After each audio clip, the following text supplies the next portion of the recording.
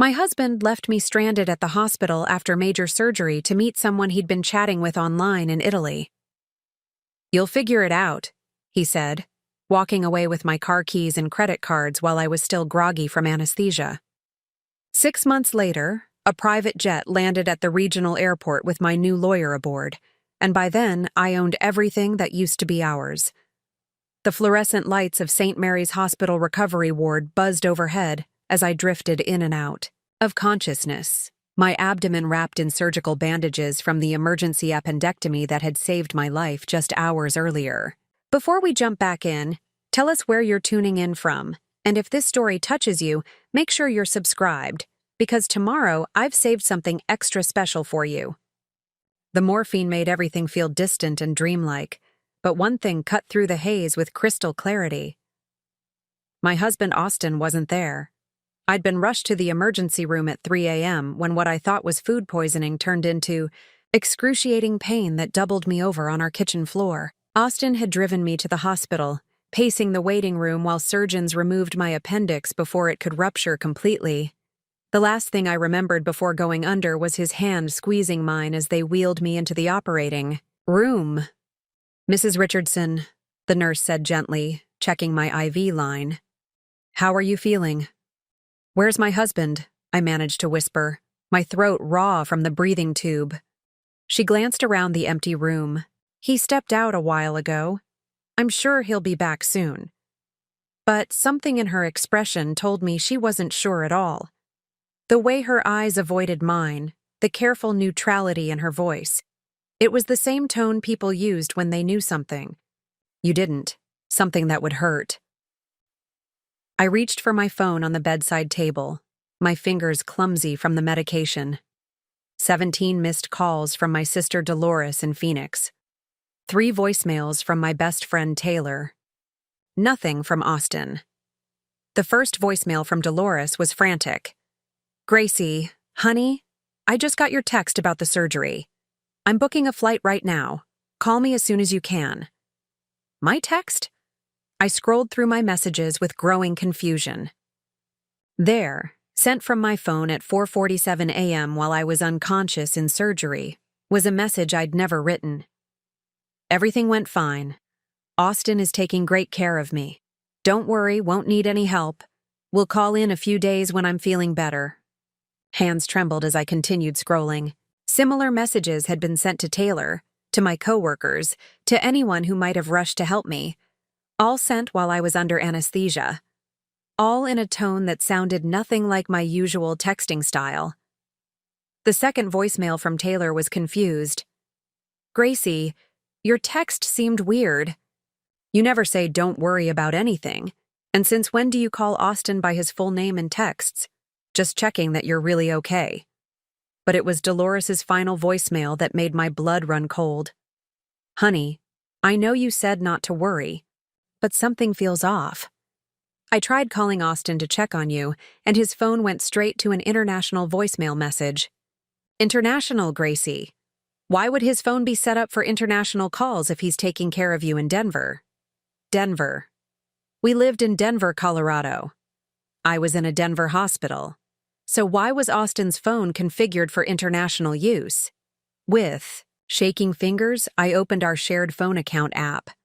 The location services showed Austin's phone was no longer in Colorado. According to the GPS data, his last known location was Milan, Italy. Timestamp, 6:23 a.m., just 2 hours after my surgery had ended. The room started spinning, and not from the morphine. While I'd been fighting for my life on an operating table, my husband had been boarding a plane to Italy. I called his number with trembling fingers. It rang once before connecting to a voicemail message I'd never heard before. "Ciao! You've reached Austin. I'm exploring beautiful Italy for the next few weeks. Leave a message and I'll get back to you when I return to the States. Arrivederci." The casual cheerfulness in his voice made me nauseous. Exploring beautiful Italy. For the next few weeks. Not handling a family emergency or we'll call back soon. Exploring. Like he was on vacation. My mind raced through the implications. Our joint bank account. He had full access. Our credit cards, all in his name with me as an authorized user. Our car, titled in his name only because he'd insisted it was simpler for insurance. Our house, purchased with his inheritance, as the down payment, my name added to the deed only after we married, but his name listed first. In my medicated state, I'd trusted completely. I'd let him handle our finances because he was better with numbers. I'd let him manage our major purchases because he was more experienced with contracts.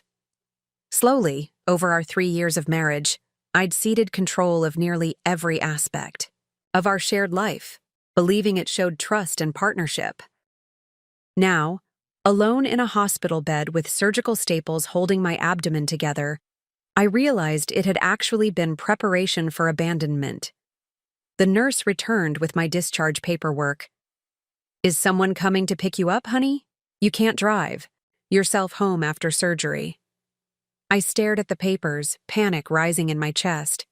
How was I supposed to get home? Austin had driven me here in our only car. His car, technically. My name wasn't on the title or insurance. Even if I could find the keys, I was in no condition to drive. "My husband will be here soon," I lied, buying time to figure out what to do. But as the hours ticked by and Austin's phone continued going, straight to that cheerful Italian voicemail, the truth became unavoidable. He wasn't coming back soon. He might not be coming back at all. The discharge nurse, an older woman named Marjorie, finally sat down beside my bed with a concerned expression. "Honey, we need to get you home safely, but we can't release you without a responsible adult to drive you. Is there someone else you can call?" Through tears of humiliation and fear, I called my sister Dolores. She booked the first flight from Phoenix and arrived 6 hours later, her face a mixture of fury and heartbreak when she saw me alone in that hospital room. "Where the hell is Austin?" she demanded, and I had to explain that my husband had abandoned me for someone he'd met online, someone he'd apparently been planning to visit in Italy while I recovered from emergency surgery. As Dolores helped me into her rental car, I caught sight of my reflection in the passenger mirror. Pale, hollow-eyed, wearing the same clothes I'd arrived in because Austin had taken my purse and keys. I looked like what I was, a woman who had been discarded at her most vulnerable moment. But in that reflection, I also saw something else beginning to kindle. Not just hurt or betrayal, but a cold, calculating anger that would fuel everything that came next. Austin thought he'd left me broken and helpless. He had no idea he'd just made the biggest mistake of his life. Dolores stayed with me for a week, sleeping on our living room couch and watching me like a hawk for signs of infection or breakdown. During those long, painful days of recovery, she helped me piece together the woman I'd been before Austin, the woman I'd somehow lost along the way. "You used to be fierce," she said one afternoon, sitting cross-legged on my bed while I attempted to walk to the bathroom without wincing.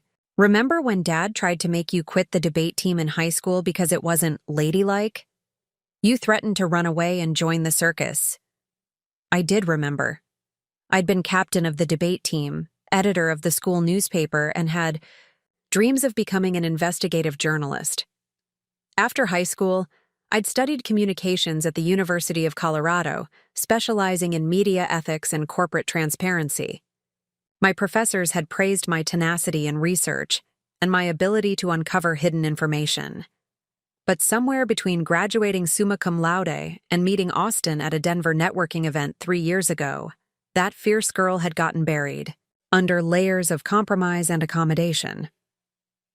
Austin had been charming that night, impeccably dressed in a tailored suit, confidently discussing his work as a commercial real estate developer.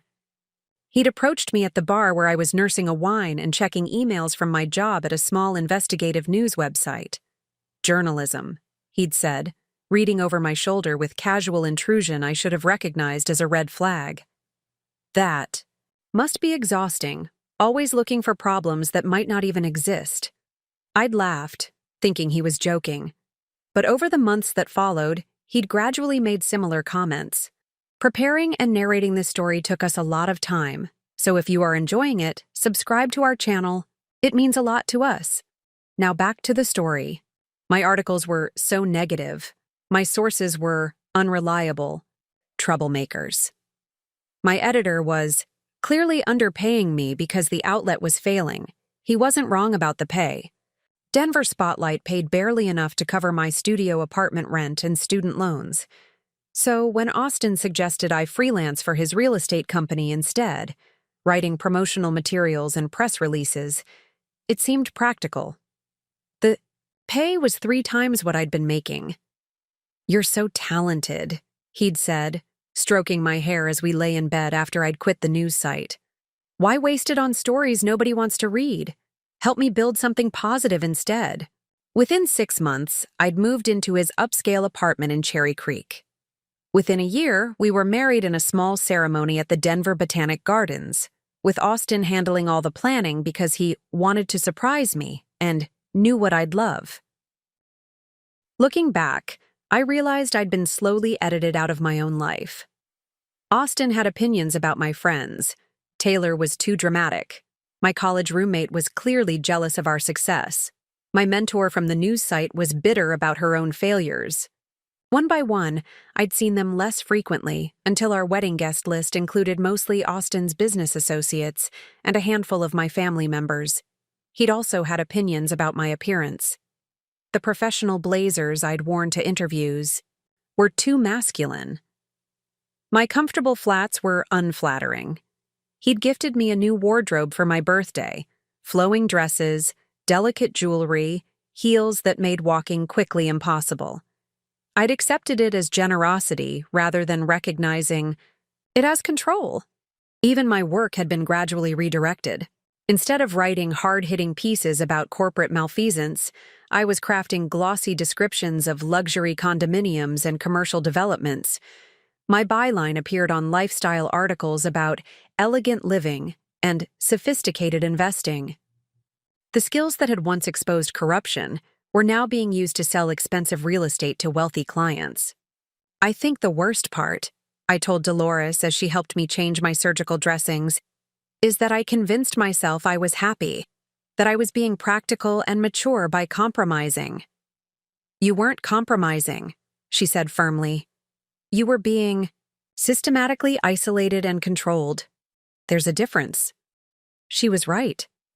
Austin had been methodical in separating me from anything that might give me independence or perspective. My high-earning freelance work was still work for hire with no benefits, no job security, and no professional network outside his business circle. Our social life revolved around his clients and colleagues. Even our hobbies had become couple activities that he chose. Wine tastings with his business partners, gallery openings featuring artists whose work he wanted to invest in, charity galas that advanced his professional reputation. I'd thought I was building a life with someone. Instead, I'd been constructing a beautiful cage around myself, with Austin holding the only key. The most humiliating realization was financial. In my previous life, I'd been scrupulously independent. I'd paid my own bills, managed my own investments, built my own credit. But married life with Austin had gradually centralized everything under his control for simplicity. Our bank accounts were joint, but he handled all the transactions. Our credit cards were in his name with me as an authorized user for better rates. Our car lease was under his credit because his score was higher.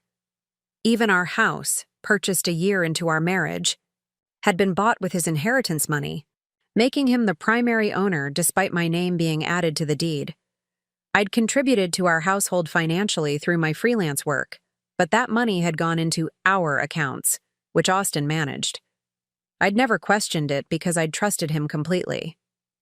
I'd seen it as a sign of successful partnership rather than a systematic removal of my financial autonomy.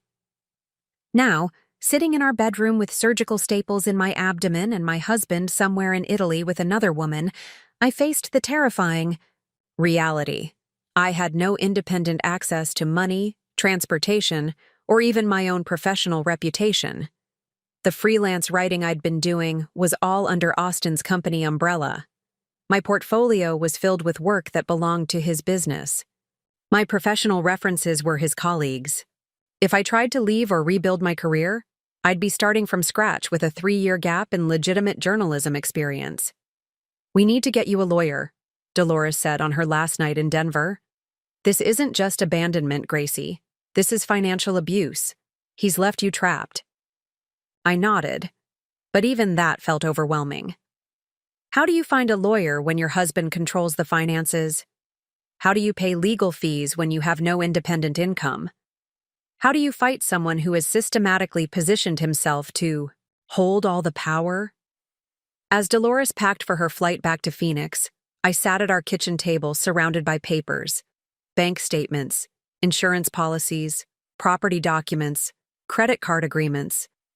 Everything was in Austin's name or under his control.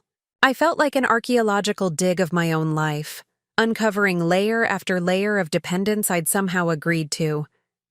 But buried in that pile of documents, I found something that made my pulse quicken. A business license I'd forgotten about, filed 2 years ago when I'd briefly considered starting my own freelance writing consultancy. I'd never pursued it because Austin had convinced me it was unnecessary, but the paperwork was still valid. Under Colorado law, I had the legal right to conduct business under that license, and more importantly, I had the right to open my own business banking account. It wasn't much, but it was a thread I could pull. A place to start rebuilding from nothing. The fierce girl Dolores remembered was still in there somewhere, buried under 3 years of careful conditioning. But abandonment, it turned out, was excellent excavation. 3 days after Dolores left, I sat in my home office staring at the business license that had become my lifeline. Richardson Communications Consulting. I'd almost forgotten filing the paperwork during a brief moment of ambition 2 years ago, when Austin's constant control had first started to chafe. I'd mentioned the idea to him casually over dinner, explaining how I could leverage my journalism background to help businesses with crisis communications and media strategy. Austin had listened with what I'd interpreted as supportive interest, asking detailed questions about my business plan and potential client base. "It's a great idea in theory," he'd said finally, reaching across the table to take my hand. "But timing is everything in business. We're about to buy the house, I'm closing 3 major deals this quarter, and honestly, sweetheart, you've never run a business before. The learning curve could be brutal." He'd been so reasonable, so seemingly concerned about my success rather than dismissive of it. What if you get clients and then can't deliver? Or what if the stress affects your health? You've been working so hard on my projects already. I'd wanted to argue, but his points seemed valid. I had been working long hours on his real estate, marketing campaigns. We were about to make the biggest purchase of our lives together. And truthfully, the idea of managing clients, handling contracts, and building a business from scratch did feel overwhelming. "Maybe after we get settled in the house," I'd conceded. "When things are more stable." Austin had smiled and squeezed my hand. "Exactly. There's no rush. Your talent isn't going anywhere." But there had always been another reason to wait. Another of Austin's projects that needed my attention. Another major life event that required focus. Another logical argument for why later was smarter than now. Now, sitting alone in the Cherry Creek house that felt more like a museum than a home. I realized Austin had never intended for later to come. He'd been perfectly content having my skills available for his business while ensuring I never developed the independence that came with my own. The business license was still valid for another 18 months. I pulled out my laptop and began researching what I'd need to reactivate it. A business banking account, professional liability insurance, a registered address for official correspondence. The requirements were straightforward, but each one required money I didn't have independent access to. I opened our joint checking account online, my stomach nodding as I reviewed the recent transactions. Austin had been busy during his Italian vacation. Charges at expensive restaurants in Milan, a luxury hotel in Rome, shopping at high-end boutiques. In 1 week, He'd spent more on his romantic getaway than I'd earned in freelance income in 2 months. But scrolling through the account history, I discovered something that made my pulse race. The freelance payments I'd been receiving for Austin's real estate projects were still being deposited. The latest one, for marketing materials I'd completed just days before my surgery, had arrived yesterday. $3,000 for a comprehensive campaign I'd developed for Austin's newest luxury development. According to the deposit record, the payment had come from Pinnacle Property Group, Austin's primary client. But that seemed odd.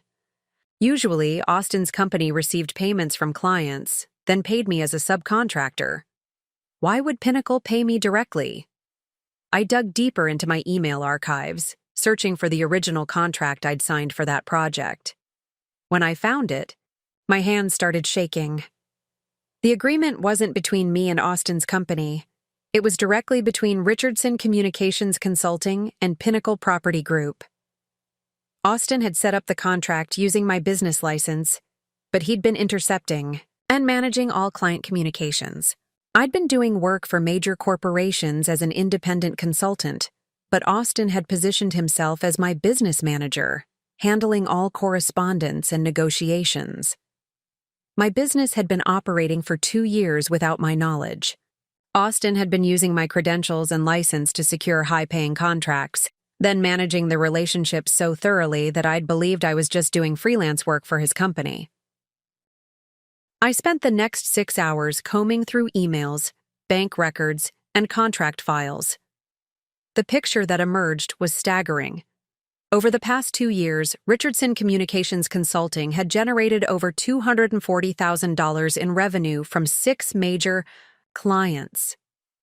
I'd been operating as a legitimate business consultant, creating marketing strategies and crisis communications plans for some of Denver's largest real estate development firms. But Austin had structured everything, so I never realized the scope of what I was building. He'd handled all client calls, managed all contract negotiations, and controlled all financial communications. To the clients, I was the brilliant strategist behind successful campaigns. To me, I was just a freelancer helping my husband's business. The most shocking discovery came when I found my original business registration documents. Austin had filed as my business partner and financial manager, giving him legal authority to sign contracts and manage accounts on behalf of Richardson Communications Consulting. I'd been so trusting when he'd offered to help with the paperwork that I'd signed documents without reading them carefully. He'd positioned himself as essential to my business operations while convincing me I didn't actually have a business. But now, with Austin out of the country and me suddenly aware of what I'd actually built, I had options I hadn't known existed. Called Pinnacle Property Group, my heart hammering as I asked to speak with their marketing director. "Ms. Richardson." Bill Morrison's voice was warm and enthusiastic when he came on the line. "Perfect timing. We just got approval for the Riverside Commons project, and we're hoping Richardson Communications can handle the entire campaign. When can we schedule a strategy meeting?" I gripped the phone tighter. "I'd love to discuss it. Could you tell me more about the scope?" Comprehensive branding, crisis prevention strategy, and public relations for a $50 million mixed-use development. We're thinking a 6-month contract, probably around $75,000 for the full package. Your work on the Pinnacle Heights campaign was exactly what we needed. $75,000. For 6 months of work I was completely qualified to do. Work I'd essentially been doing already, just without realizing I was running my own consultancy. "That sounds very interesting," I managed. "I'll need to review my current project load and get back to you with availability." "Of course. Your business manager mentioned you might be expanding operations. This could be perfect timing for both of us." My business manager. Austin had been representing himself as my business manager to clients, making himself appear essential while keeping me in the dark about the true nature and value of my work. After I hung up, I sat in the quiet house processing what I'd learned. I wasn't a dependent wife who'd sacrificed her career for marriage. I was an established business consultant who'd been systematically deceived about her own success. Austin hadn't been supporting my career by giving me freelance work. He'd been managing and controlling a business I'd built with my own skills and reputation. He'd left me stranded in a hospital because he thought I was helpless without him. But the truth was, he'd been helpless without me. My skills, my business, license, my client relationships, those were the foundation of his recent success. And now, for the first time in 2 years, I had direct access to all of it. I opened a new document on my laptop and began typing. Richardson Communications. Consulting. Strategic Business Plan. Austin thought he'd abandoned a dependent housewife. He was about to discover he'd abandoned a successful business owner who was just getting started. The morning after my revelation about Richardson Communications Consulting, I woke up with a plan forming in my mind. But first, I needed to understand exactly how deep Austin's deception ran. I made coffee and settled at my kitchen table with my laptop, preparing to excavate the full scope of what he'd hidden from me. The more I dug into our shared digital life, the more disturbing the picture became. Austin hadn't just been managing my business. He'd been systematically positioning himself as indispensable while keeping me deliberately ignorant of my own success. I found email threads between Austin and my clients dating back 18 months, all conducted without my knowledge. In these exchanges, he referred to himself as my business partner and account manager, explaining that I was the creative genius who preferred to focus on strategy rather than administrative details. The clients clearly respected my work immensely. Bill Morrison from Pinnacle Property Group had written, "Gracie's crisis management strategy for the Riverside zoning controversy was brilliant. She anticipated every possible media angle and had responses prepared that actually turned negative coverage into positive press. I've never seen anything like it." Another client, Ron Martinez from Summit Development, had emailed, "The rebranding campaign Gracie designed increased our pre-sales by 40%. Her market analysis was spot on, and the messaging strategy she developed resonated perfectly with our target demographic. We want to retain Richardson Communications for all our future projects." I stared at these emails in disbelief. These weren't the responses to simple freelance marketing materials. These were sophisticated business strategies that had generated real results for major corporations.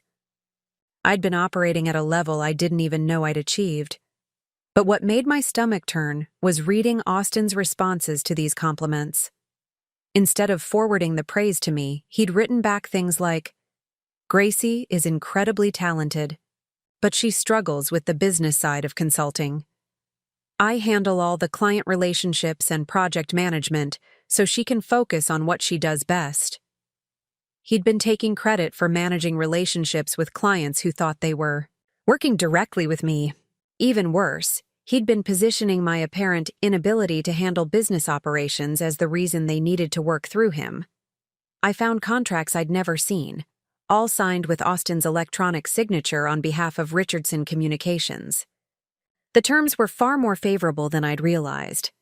These weren't small freelance gigs. They were retainer agreements worth tens of thousands of dollars, with performance bonuses and renewal clauses. One contract with Taylor and Associates, no relation to my friend Taylor, included a clause I read 3 times before believing. Richardson Communications will provide ongoing crisis management consulting and media strategy services for an annual retainer of $60,000, plus additional project fees ranging from $15,000 to $25,000 per campaign. $60,000 annually, just from one client, plus project fees that could double that amount. I'd been earning more money than I'd made in my entire journalism career, but Austin had managed the finances so completely that I'd believed I was contributing modestly to our household income. My hands shook as I opened our business checking account, an account I'd apparently had signature authority on for 2 years without knowing it existed. The balance made me dizzy. $127,000. $127,000 in an account I'd been legally entitled to access this entire time. I scrolled through the transaction history, watching deposits and withdrawals that told the story of a thriving consulting business. Large deposits from major clients, followed by transfers to our joint personal account, transfers Austin had described to me as his latest real estate commission or quarterly bonuses from his development projects. My business success had been funding our lifestyle, the luxury apartment, the expensive dinners, the designer clothes Austin had bought me. It had all been paid for with money I'd earned, but didn't know I was earning. The cruelest irony was that Austin had been using my money to control me. Every time he'd bought me a gift or covered a major expense, every time he'd made me feel financially dependent on his generosity, he'd been spending my own income.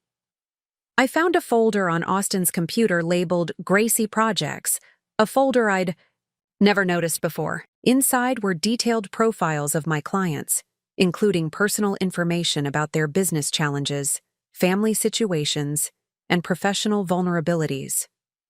Austin had been conducting research on these executives, gathering intelligence about their companies and personal lives.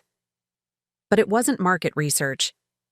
Reading through Austin's notes, I realized he'd been collecting potential blackmail material. Information about extramarital affairs, financial irregularities, regulatory violations, anything that could be used to pressure clients if necessary. One file on Bill Morrison included notes about his son's drug problems and his wife's gambling debts. Another on Ron Martinez detailed a sexual harassment allegation from a former employee that had been settled out of court. Austin had been systematically gathering compromising information about the executives who trusted my business. My blood ran cold as I understood the implications. Austin hadn't just been stealing credit for my professional success, he'd been positioning himself to potentially blackmail my clients. He'd turned my legitimate consulting business into a vehicle for collecting leverage over powerful people. But the most devastating discovery came in a folder labeled Future Plans. Inside was a detailed business proposal Austin had been developing to sell Richardson Communications to a major PR firm in Los Angeles. According to his projections, my client list and reputation were worth approximately $400,000 in an acquisition deal. He'd been planning to sell my business, without telling me it existed. The proposal included a clause that would relocate key personnel to Los Angeles, effectively moving me across the country under the guise of a career opportunity, while removing me even further from any independent support system. At the bottom of the document was an email draft addressed to the LA firm's acquisition team. Gracie is brilliant but requires significant management and guidance.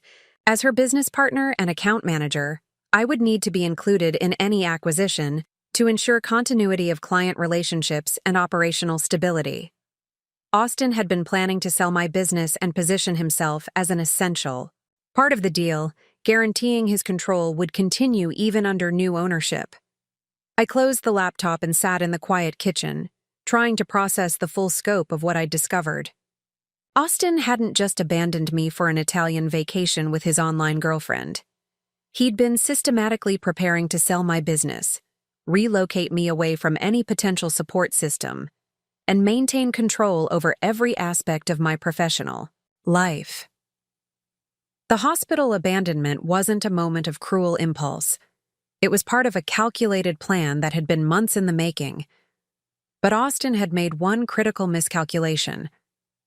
By leaving me alone with access to our shared digital life, he'd handed me the keys to understanding exactly what he'd stolen from me. And more importantly, he'd given me the evidence I needed to take it all back. I picked up my phone and called the number I'd found in Austin's contact list for Pierre Dubois, the attorney who'd been handling Austin's real estate contracts. If Austin trusted this lawyer with his business deals, Pierre would understand the legal implications of what I'd discovered. "Mr. Dubois," I said when he answered, "this is Gracie Richardson. I believe my husband Austin has been conducting some business on my behalf that I need to discuss with you. I think I'm going to need legal representation." The trust I'd given Austin so freely was about to become the weapon I used to destroy him. Pierre Dubois agreed to meet me that afternoon at his downtown office, his voice carefully neutral when I explained I needed to discuss some irregularities in my business arrangements. As I prepared for the meeting, I realized I should have seen the warning signs of Austin's deception much earlier. The red flags had been there, hidden in plain sight behind my willingness to trust completely. The first sign should have been Austin's insistence on handling all my business communications from the very beginning. When I'd started doing freelance work for his real estate projects, he'd suggested I forward all client emails to him first, for context, since he understood their needs better. "You're so focused on the creative side," he'd said, kissing my forehead as I worked late on a marketing campaign. "Let me handle the boring business stuff so you can do what you do best." I'd been grateful for his help. Managing client expectations and contract negotiations had always been my least favorite part of any job. Austin seemed natural at it, confident, and professional in ways that made me feel protected rather than controlled. But looking back, I realized he'd been systematically inserting himself between me and my clients from day one. When Pinnacle Property Group had first expressed interest in retaining my services, Austin had been the one to negotiate the terms. When Summit Development wanted to expand their contract, Austin had handled those discussions too. "They love your work," he'd report back after client calls I was never invited to join. "But they want someone who can handle the account management side too. Lucky for us, I can wear both hats." I'd never questioned why I wasn't included in these business discussions. Austin's explanations always seemed reasonable. The clients preferred working with one point of contact. My time was better spent on creative development. He had more experience with corporate negotiations. The second warning sign had been Austin's reaction whenever I'd shown interest in expanding my own professional network. 6 months ago, I'd mentioned wanting to attend a communications industry conference in Las Vegas. 3 days in Vegas by yourself? Austin had raised an eyebrow. "You know those conferences are just excuses for people to party and cheat on their spouses, right?" When I'd protested that it was a professional development opportunity, he'd shifted tactics. "Of course, if you think it's important for your career. I just worry about you traveling alone. Remember what happened to Sarah's friend at that conference in Chicago?" He'd been referring to a story about a woman who'd been drugged at a hotel bar, though that incident had happened at a completely different type of event. But Austin's concern had seemed genuine, and I'd ultimately decided the conference wasn't worth the risk or expense. The same pattern had emerged whenever I'd considered joining professional organizations or attending networking events. Austin always had a story about someone who'd had a terrible experience, or a logical reason why my time would be better spent on current projects. "You're already building such a great reputation through our existing clients," he'd say. "Why? Dilute your brand by chasing random connections?" I'd internalized his perspective, believing I was being strategic rather than recognizing I was being isolated. The third sign should have been Austin's increasing control over our social calendar and friendships. He'd never explicitly forbidden me from seeing Taylor or my other friends, but he'd developed a talent for scheduling competing obligations whenever they invited me to events. "Oh, you have dinner plans with Taylor tonight?" he'd say, looking disappointed. "I was hoping we could work on the Pinnacle presentation together. But if your friend is more important than this $30,000 contract..." He'd never made it an ultimatum, but the implication was clear. Professional responsibilities should take priority over social activities. And since I'd believed Austin was helping me build my career, disappointing him felt like sabotaging my own future. Gradually, my friendships had withered from neglect. Taylor had stopped calling as often when I repeatedly canceled plans.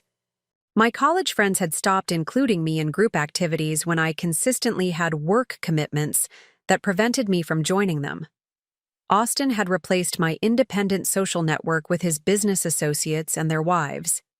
At the charity galas and client dinners we attended together, I was introduced as Austin's brilliant wife who helps with marketing, rather than as an independent professional with my own credentials. The fourth warning sign had been Austin's subtle discouragement of my financial independence. When I'd mentioned wanting to set up my own retirement account separate from our joint investments, he'd launched into a detailed explanation of how splitting our assets would cost us money in fees and reduce our buying power. "We're building wealth together," he'd explained, showing me spreadsheets that demonstrated how our combined financial strategy was more efficient than individual accounts.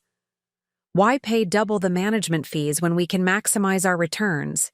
As a team? His logic had been compelling, backed by charts and projections that made my desire for financial independence seem selfish and short-sighted. I'd agreed to keep everything combined, believing I was making a mature decision about our shared future. But the most telling warning sign had been Austin's reaction to my growing confidence in my professional abilities. As I'd become more skilled at crisis communications and strategic planning, I'd occasionally suggested different approaches to client challenges. Austin's response had become increasingly dismissive.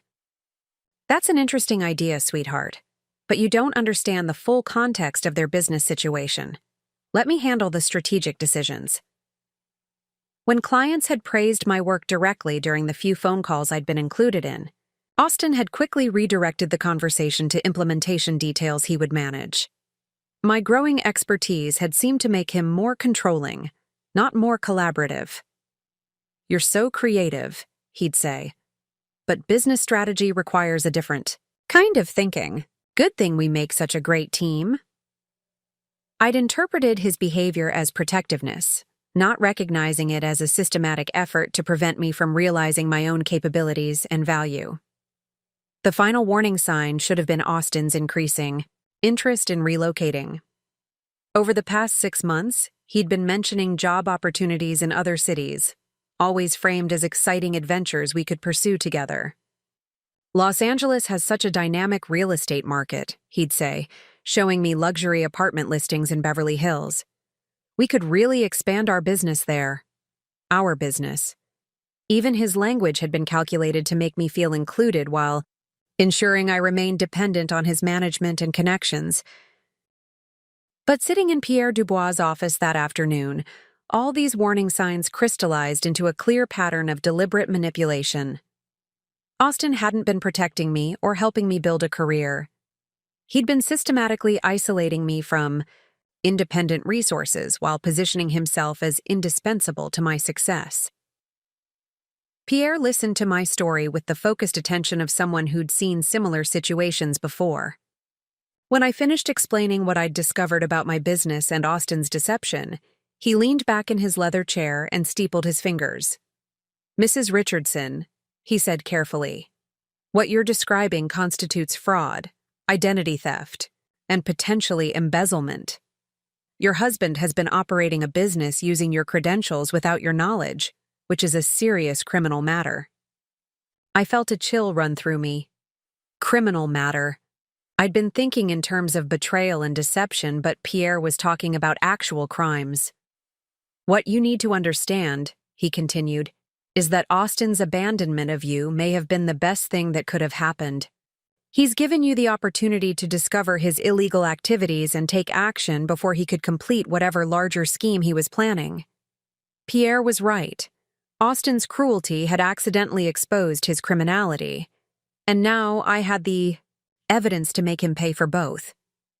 Pierre Dubois had agreed to represent me, but first he wanted me to fully understand the legal implications of what Austin had done. "Before we proceed," he said, adjusting his wire-rimmed glasses, "I need you to walk me through exactly what happened the day of your surgery. Every detail could be crucial."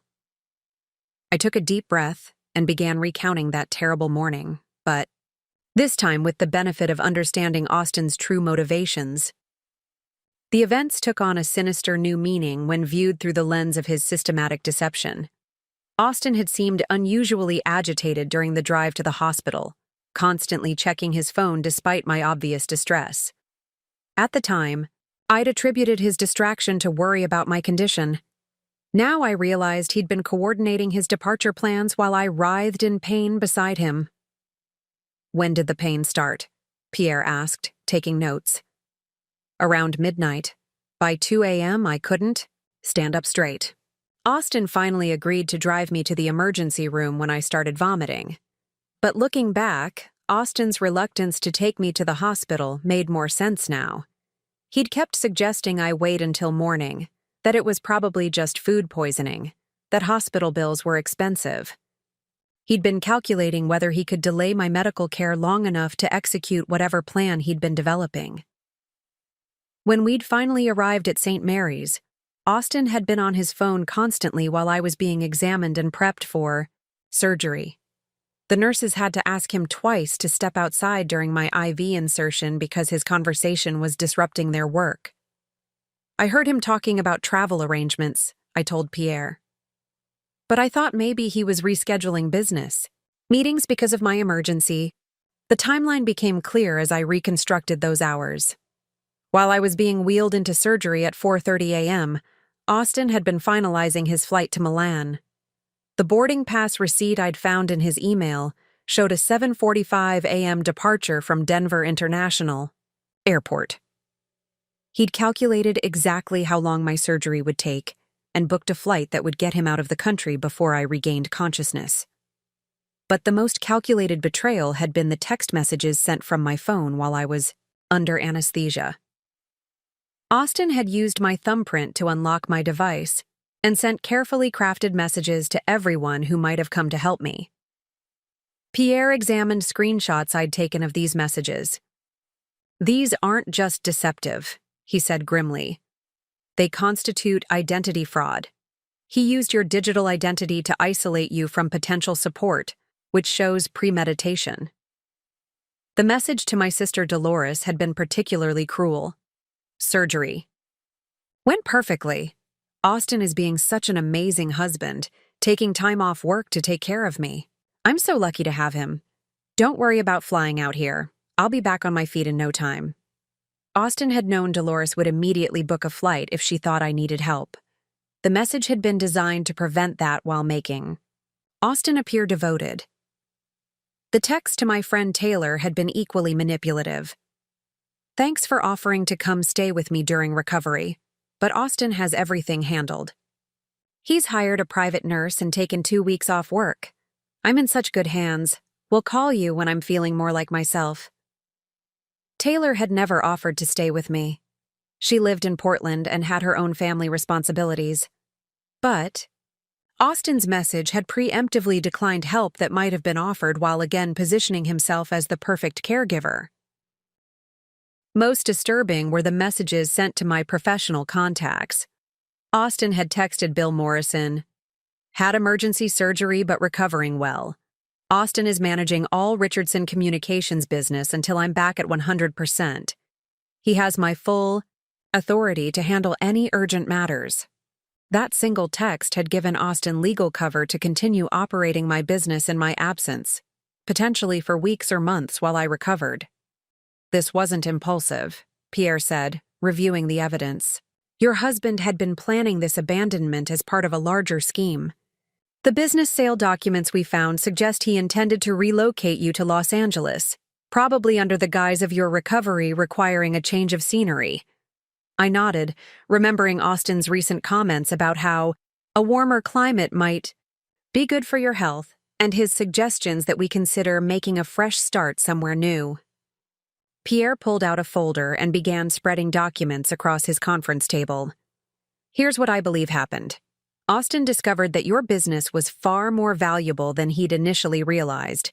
The contracts you've been unknowingly fulfilling have established you as one of Denver's premier crisis communications consultants." He pointed to a spreadsheet showing my client revenue over the past 2 years.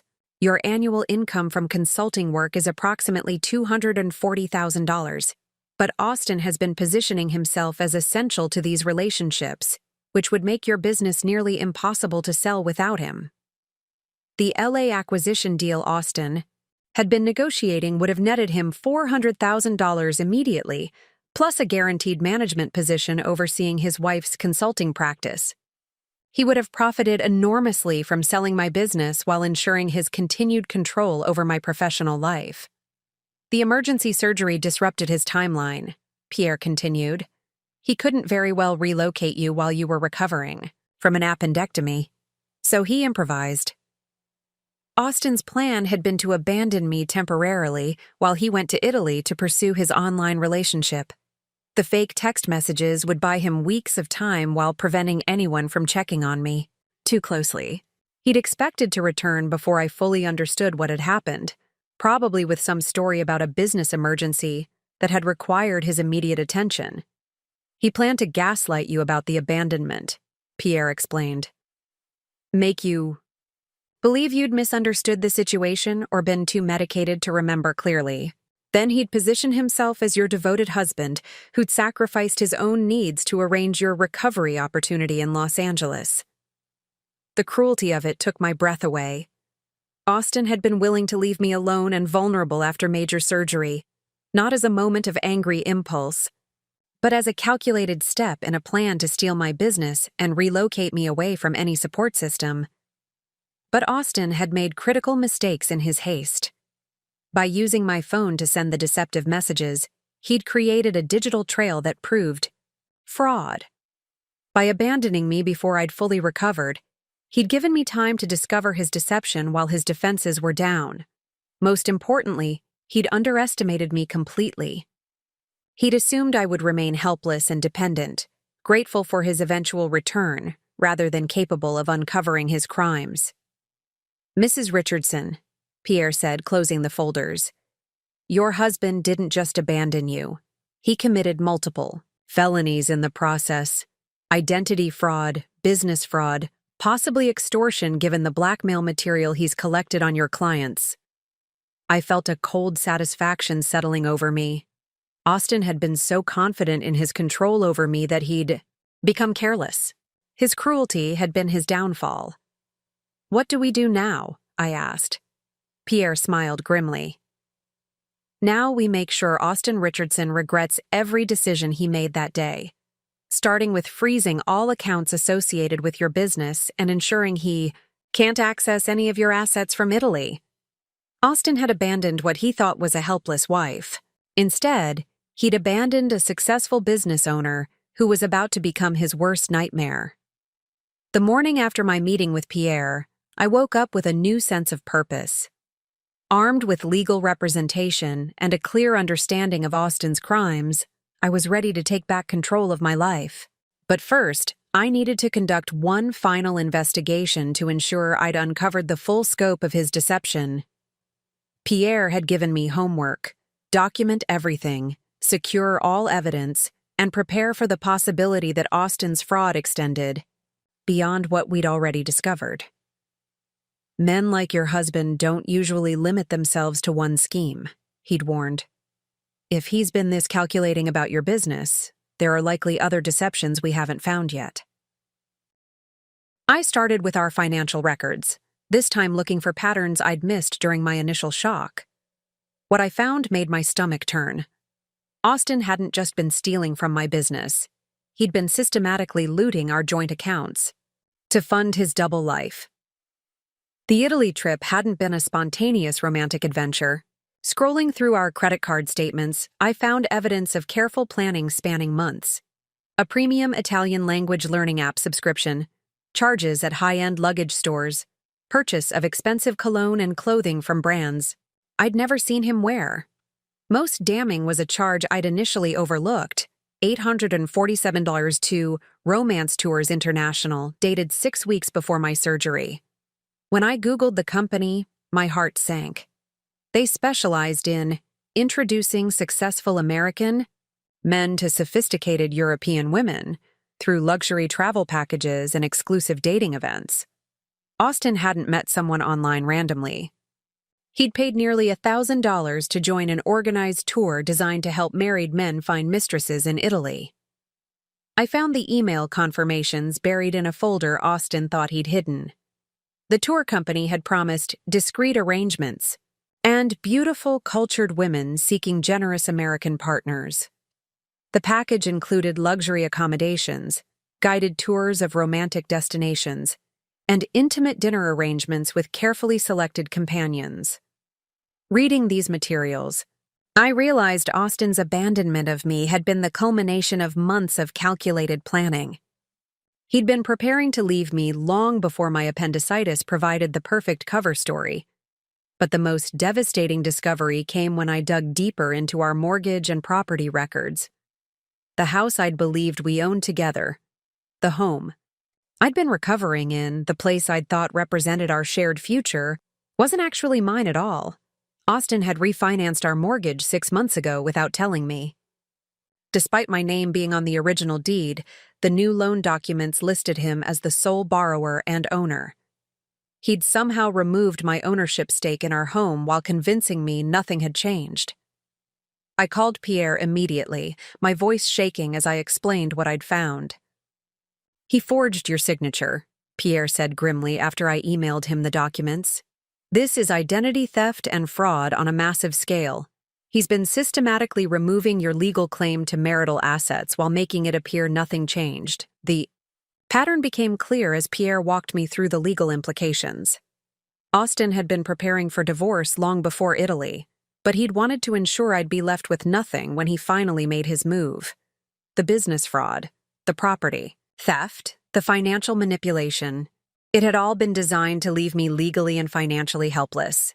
The Italy trip was probably meant to be permanent, Pierre explained. He was planning to establish residency overseas where he'd be harder to pursue legally.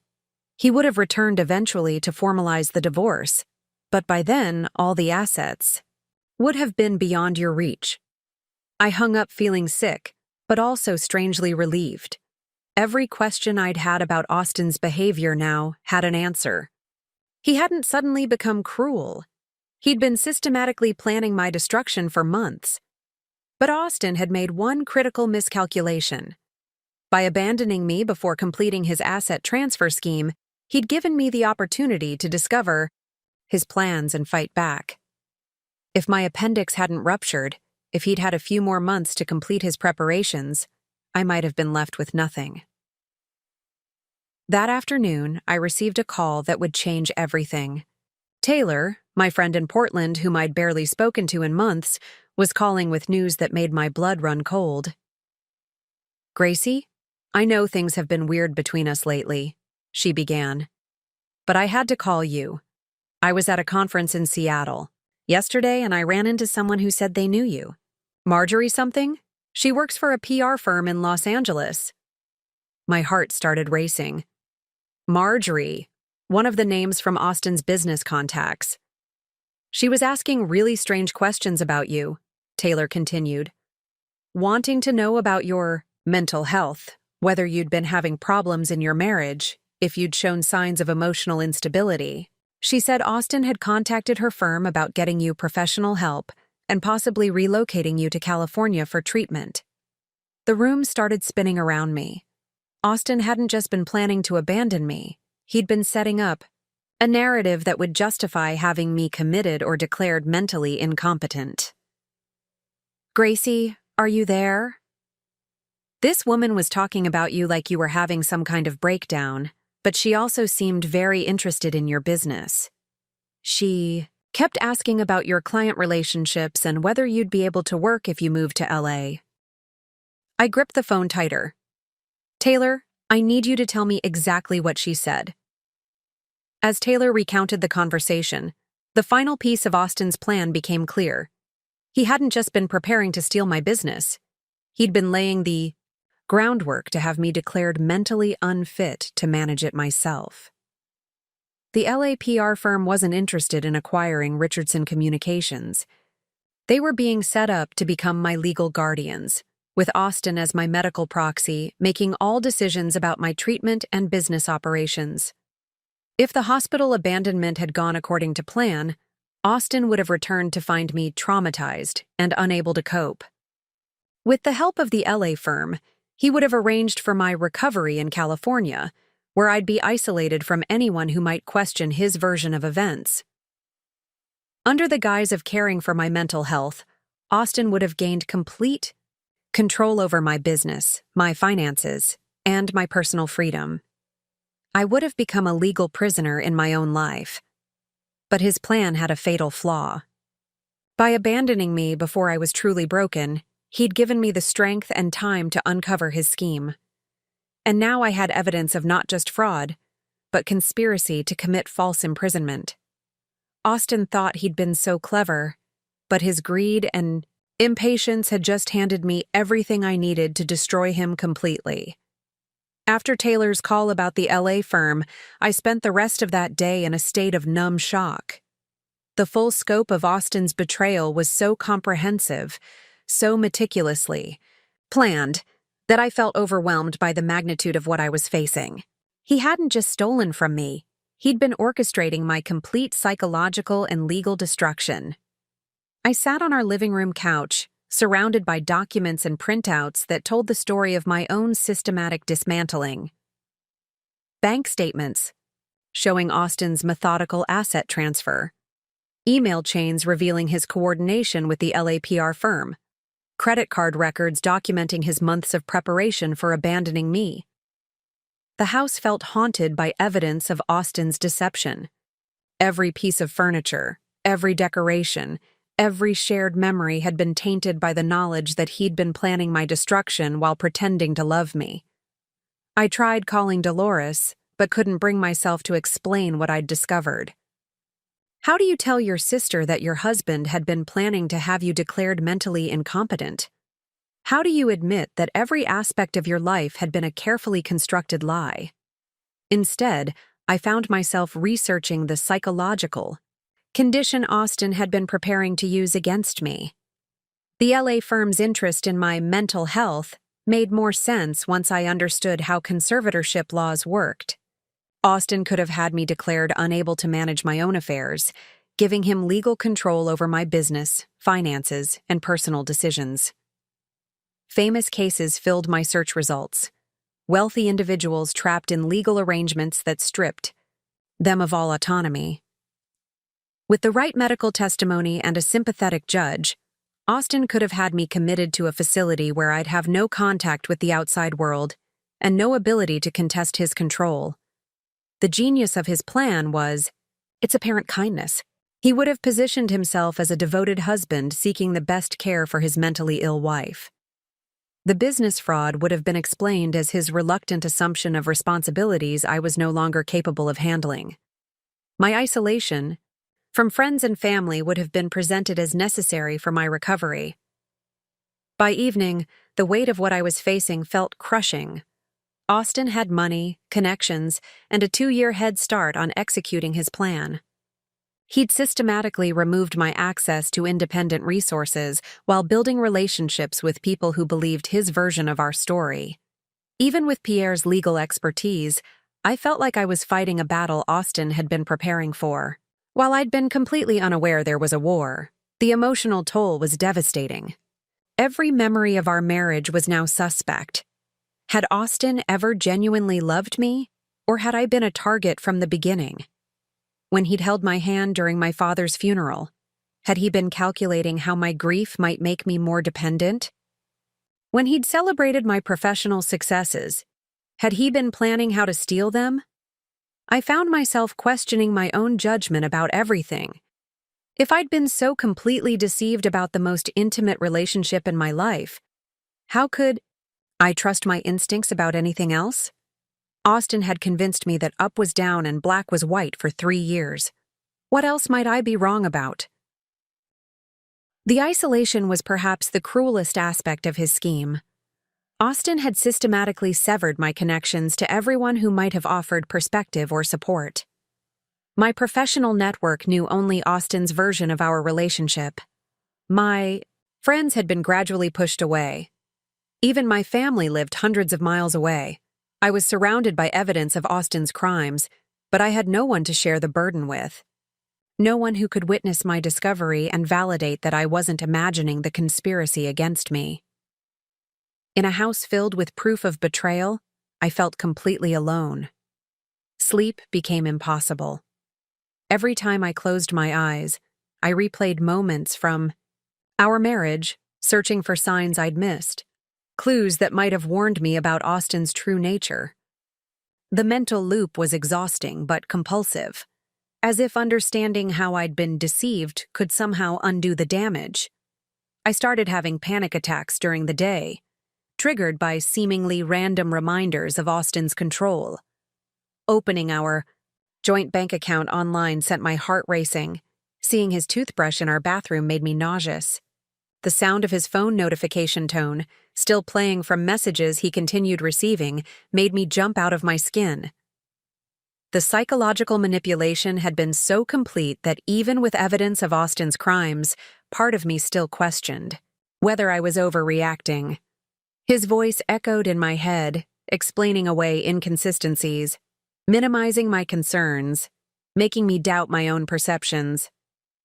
But the darkest moment came when I realized how close Austin had come to succeeding. If my appendix hadn't ruptured, if he'd had a few more months to complete his preparations, I would have found myself trapped in Los Angeles with no legal recourse and no understanding of what had been done to me. I would have been drugged, isolated, and declared incompetent while Austin controlled every aspect of my existence. My business success would have funded my own imprisonment, while Austin lived freely on the profits from my work.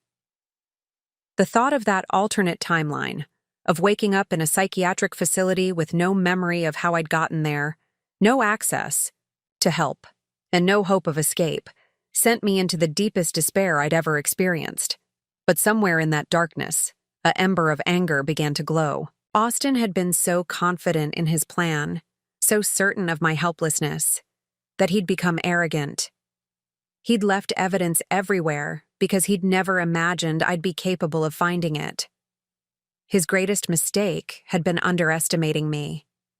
And that mistake was going to cost him everything. The morning I decided to fight back started like all the others since Austin's abandonment, with me staring at evidence of his betrayal spread across our kitchen table. But something had shifted overnight. The despair that had been consuming me for days crystallized into something harder, colder, and infinitely more dangerous to Austin's plans. I'd spent the previous evening reading about conservatorship abuse, cases, studying how wealthy individuals had been trapped by people they trusted. The common thread in every story was the victim's isolation and their abuser's careful preparation. Austin had been following this playbook perfectly, except for one critical miscalculation. He'd left me alone with all the evidence. By abandoning me at the hospital, Austin had accidentally given me access to our shared digital life while he was out of the country. He'd assumed I'd be too traumatized and medicated to investigate, too dependent and trusting to question his version of events. Instead, his cruelty had stripped away my blind faith and replaced it with investigative instincts I'd honed during my journalism career. I called Pierre at exactly 8 a.m. "I want to take everything," I said without preamble. "The business, the house, every asset he thinks he's stolen from me. And I want him charged criminally for what he's done." Pierre was quiet for a moment. "Mrs. Richardson, I appreciate your anger, but we need to be strategic. Austin has had 2 years to position himself legally. Fighting him will be expensive and time-consuming." "How expensive?" "Potentially hundreds of thousands in legal fees, depending on how aggressively he defends himself. And there's no guarantee we'll recover everything, even with the evidence you've gathered." I thought about the $127,000 sitting in my business account, money Austin didn't know I'd discovered. What if cost wasn't an issue? What if I told you, "I have independent resources he doesn't know about"? Pierre's tone sharpened with interest. "In that case, we'd have significantly more options. But Mrs. Richardson, this kind of legal war can take years. Are you prepared for that level of commitment?"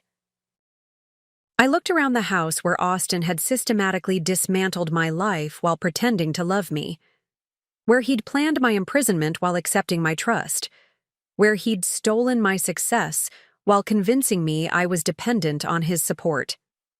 Pierre, my husband, spent 2 years planning to have me declared mentally incompetent and imprisoned in a psychiatric facility so he could steal my business. He was going to drug me, isolate me, and control every aspect of my existence while living off my work. Yes, I'm prepared for war. We scheduled an emergency meeting for that afternoon. But first, I had other calls to make. I started with Bill Morrison at Pinnacle Property Group. When his assistant put me through, I took a deep breath and made the most important professional decision of my life. Bill, this is Gracie Richardson. I need to inform you that effective immediately, Austin Richardson is no longer authorized to conduct any business on behalf of Richardson Communications. If he contacts you claiming to represent my company, please don't engage with him and contact me directly. Gracie? Bill sounded confused. Is everything all right?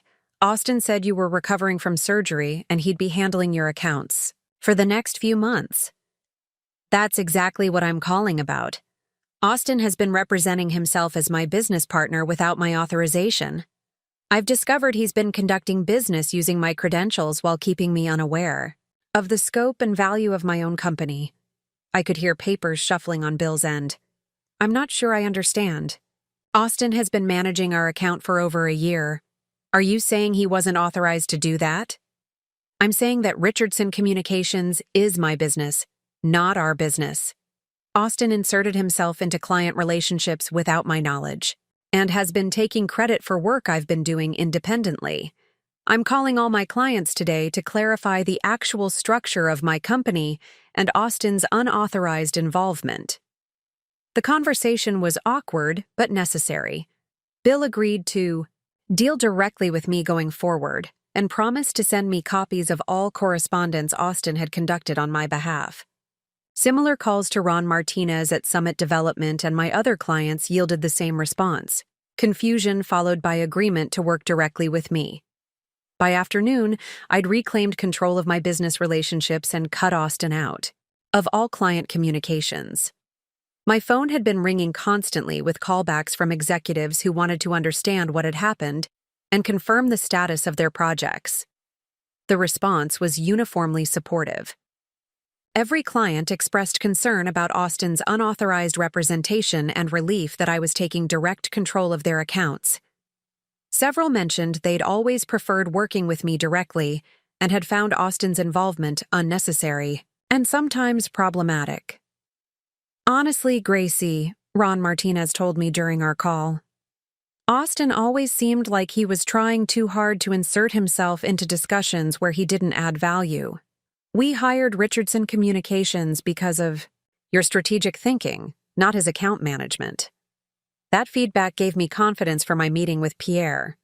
I wasn't just a victim seeking justice, I was a successful business owner with strong client relationships and substantial resources. Pierre's office felt different this time. Instead of being a desperate woman seeking help, I walked in as someone ready to wage a calculated campaign against Austin's fraud. I've secured my business relationships, I reported. Austin has been cut out of all client communications, and my revenue stream is protected. I've also discovered we have more evidence than we initially realized. I handed Pierre a folder containing every fraudulent document Austin had signed on my behalf, every forged authorization, every email where he'd misrepresented his role in my business. I'd spent the morning building a comprehensive case that would be difficult for Austin to defend. This is substantial, Pierre said, reviewing the materials. With this level of documentation, we're not just talking about recovering assets. We're talking about potential criminal charges for fraud, identity theft, and conspiracy. Good. What's our first move? Pierre smiled for the first time since I'd met him. We freeze everything Austin thinks he controls, secure all assets he's stolen, and file charges that will have him arrested the moment he returns to the United States. Austin had spent 2 years planning my destruction. Now I was going to spend however long it took planning his. The first week of my counterattack against Austin felt like learning to walk again. Every decision required tremendous mental energy. Every action felt foreign after years of deferring to Austin's judgment. But with Pierre's guidance and my own determination, I began dismantling the cage Austin had built around me. Our first strategic move was freezing all joint assets before Austin could access them from Italy. Pierre filed emergency court orders citing fraud and identity theft, supported by the overwhelming evidence I'd gathered. Within 48 hours, Austin's access to our joint accounts, credit cards, and property was completely severed. The beauty of acting while he's out of the country, Pierre explained as we reviewed the court orders, is that Austin can't respond immediately. By the time he understands what's happening, we'll have secured everything he thought he controlled. But securing assets was only the beginning. I had to learn to run my business as the independent entity it had always been, without Austin's shadowy management. My first challenge was establishing my own banking systems and financial controls. Opening a new business checking account should have been simple, but I discovered Austin had somehow linked my business credit to his personal finances. When I tried to establish independent banking relationships, I was told my business credit was complicated and would require additional documentation. Pierre helped me understand what Austin had done. He'd positioned himself as a guarantor for my business accounts, making it appear that my company's financial stability depended on his personal creditworthiness. Untangling this web required hours of calls with bank officials, credit agencies, and business licensing authorities. Your husband was very thorough, the business banking specialist told me during one particularly frustrating phone call.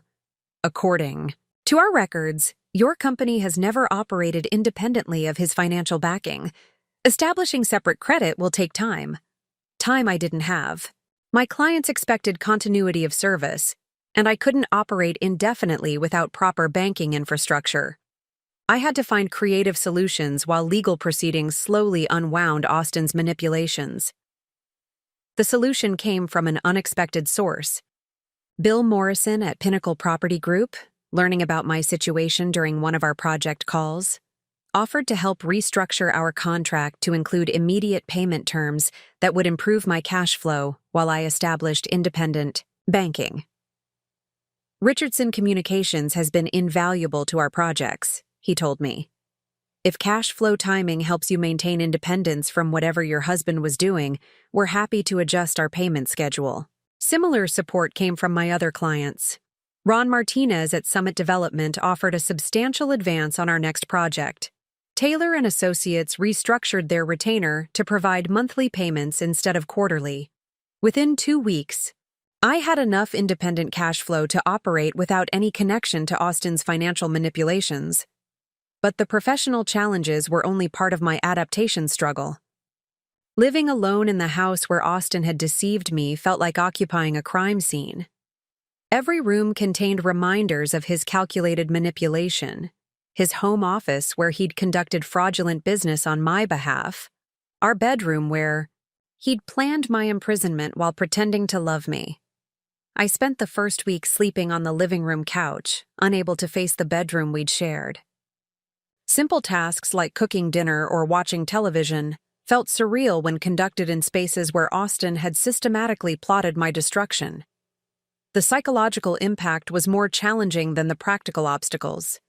Years of having Austin filter my professional communications meant I had to relearn how to interact directly with clients, vendors, and colleagues. His constant helpful management had left me uncertain about my own judgment in business situations. During my first solo client presentation since discovering Austin's deception, I found myself second-guessing every decision. Should I include more financial projections? Was my timeline too aggressive? Austin's voice echoed in my head, offering improvements to my strategy. The presentation went excellently, but I spent the entire evening replaying every interaction, worried I'd made. Mistakes Austin would have caught. It took several similar successes before I began trusting my own professional instincts again. Learning to manage my business finances independently proved especially difficult.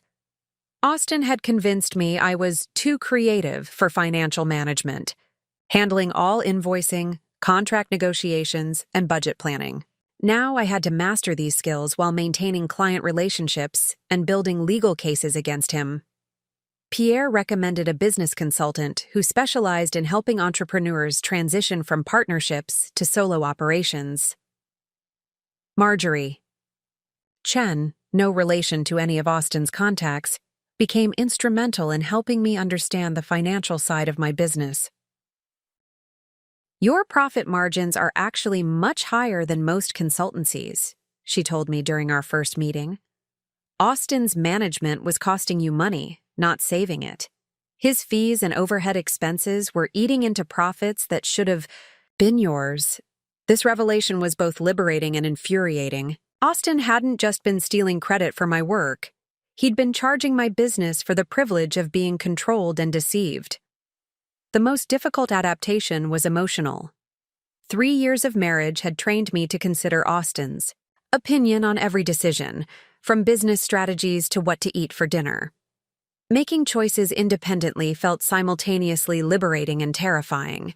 I started small, with decisions Austin had always controlled. I bought groceries based on what I actually wanted to eat, not meals designed to impress his business associates. I reorganized our home office to suit my work style instead of Austin's preferences. I even changed our internet provider to one Austin had previously vetoed. Each independent decision built confidence for larger choices. By the end of the second week, I was making strategic business decisions, setting my own schedule, and planning my future without considering Austin's imaginary input. The strangest part of this adaptation was discovering preferences I'd forgotten I had. Without Austin's constant guidance toward his choices, I rediscovered that I actually preferred morning meetings to afternoon ones, that I worked better with classical music than silence, and that I was much more decisive than I'd believed. Austin had convinced me I needed his management to function professionally. Instead, I discovered that his management had been hindering my natural capabilities. But the real test of my newfound independence was coming. Austin would eventually return from Italy, and I had to be ready to face him as the strong, independent woman I was becoming, not the dependent wife he'd abandoned.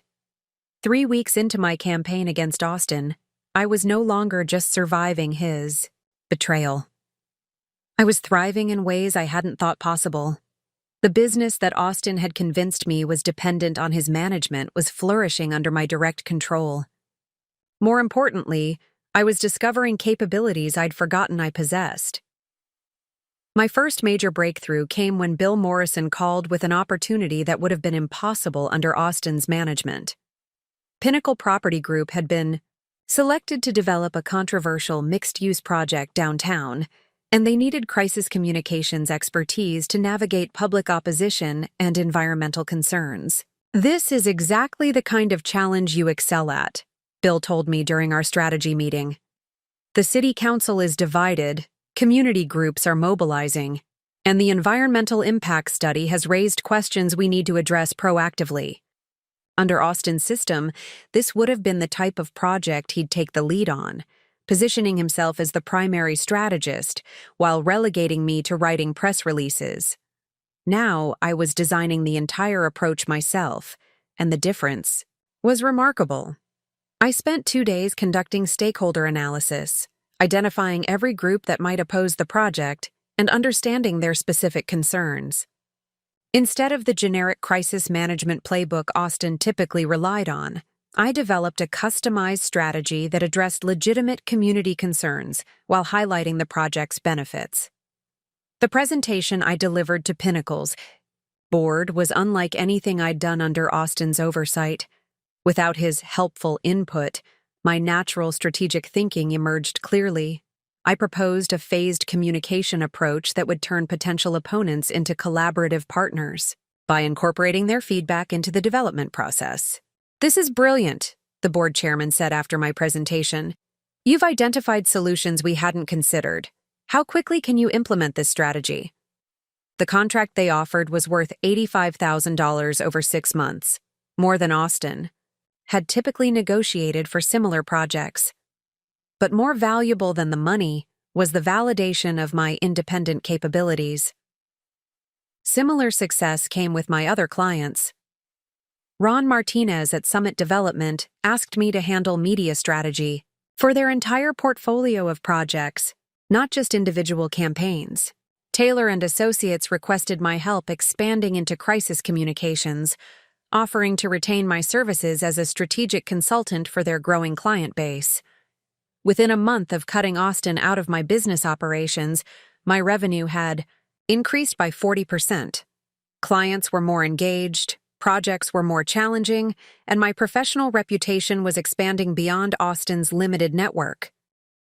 The success gave me confidence to pursue opportunities Austin had always discouraged.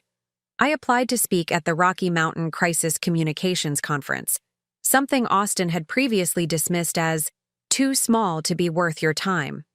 When the conference organizers accepted my proposal, I realized Austin's judgment had been systematically wrong about my professional prospects. But the most significant foundation I was building was personal independence. Living alone in our house had initially felt haunting, but I gradually transformed the space to reflect my own preferences rather than Austin's controlling influence. I started with his home office, the room where he'd conducted fraudulent business, on my behalf. Instead of preserving it as a shrine to his deception, I converted it into a proper workspace for my growing consultancy.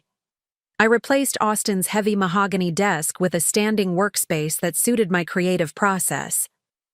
I removed his collection of business award plaques, awards I now realized had been partly earned through my uncredited work, and hung my journalism school diploma and professional certifications instead. The bedroom came next. I couldn't continue sleeping on the living room couch indefinitely, but the space we'd shared felt contaminated by Austin's betrayal. My solution was complete redecoration. I donated the furniture Austin had chosen, painted the walls in colors I actually preferred, and created a space that belonged entirely to me. These physical changes reflected deeper psychological transformation. For 3 years, I'd adapted my preferences to Austin's vision of our shared life. Now I was rediscovering my own taste, my own values, my own vision for my future. I also began rebuilding social connections Austin had systematically severed. My first call was to Taylor in Portland, apologizing for years of canceled plans and missed opportunities. "I know I've been a terrible friend," I told her during a long phone conversation. "Austin always seemed to have reasons why I couldn't join things, and I let him convince me that work should come first." "Gracie, you don't need to apologize," Taylor said. I could tell something was wrong, but I didn't know how to help. "Are you okay now?" Explaining Austin's deception to Taylor was difficult, but necessary. She listened with growing outrage as I described the scope of his manipulation and the legal action I was taking against him. "That bastard," she said when I finished. "Gracie, I'm so proud of you for fighting back. Do you need anything? Support? References? Someone to just listen when things get overwhelming?" Taylor's unconditional support reminded me what healthy relationships felt like. She didn't judge me for being deceived or question my decisions about fighting Austin. She simply offered help and celebrated my growing independence. Similar conversations with my college friends and former journalism colleagues revealed how much Austin had isolated me from people who actually cared about my well-being. These relationships, temporarily damaged by Austin's manipulation, began healing as I took responsibility for my absence and committed to rebuilding connections. The most important foundation I was building was financial independence. With Pierre's help, I established completely separate banking, investment, and retirement accounts. For the first time in 3 years, I had money that Austin couldn't access or monitor. "You're in a remarkably strong position," Marjorie Chen told me during one of our business consultations. "Your client base is solid, your reputation is excellent, and your profit margins are improving without Austin's overhead costs. You're building something sustainable here." She was right. Austin had convinced me that I needed his support to succeed professionally. Instead, I was discovering that his involvement had been limiting my potential. Every aspect of my business was stronger without his helpful management. By the end of my first month of independence, I felt like a different person. The anxious, dependent woman Austin had been planning to imprison was gone, replaced by someone confident, capable, and increasingly powerful. Austin's greatest mistake had been underestimating my resilience. Now I was becoming everything he'd tried to prevent me from being. 6 weeks after Austin's abandonment, I received the phone call that would change everything. Pierre's voice was barely contained excitement when he reached me at my newly reorganized home office. "Gracie, you need to sit down. The FBI wants to meet with us tomorrow morning." My heart started racing. The FBI? Why? Remember how Austin had been collecting compromising information about your clients? It turns out he wasn't just planning to use it for business leverage. The federal investigation into political corruption in Denver real estate development has identified Austin as a person of interest. The pieces fell into place with stunning clarity. Austin's obsessive research into my clients' personal lives, his cultivation of relationships with city planning officials, his sudden interest in projects involving public land use. It hadn't been business strategy. It had been preparation for something much more lucrative and illegal. They've been monitoring suspicious financial transactions between development companies and city officials, Pierre continued.